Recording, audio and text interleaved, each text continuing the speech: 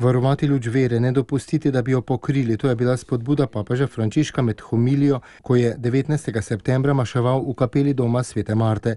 Opozoril je pred vrsto vedenj, s katerimi se tvega, da bi ugasnili to luč prejeto od Boga, od zavisti do prepirov, od spletkarjenja proti bližnjim do opuščanja dobrega. Spoznanje česarkoli slabega, je med drugim opomnil sveti oče, je mafijsko.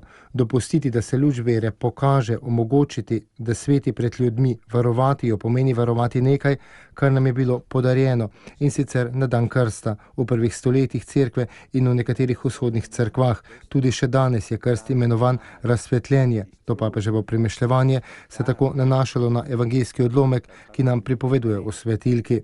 Med drugim je sveti oče še poudaril: ne spletkari proti bližnjemu, medtem ko ta povsem zaupljivo vztraja v tvoji bližini. Kolikokrat se zgodi, da nekdo zaupa neki osebi, medtem ko ta snuje nekaj slabega, da bi ga uničil, umazal in odstranil. To je košček mafije, ki ga imamo vsi pri roki.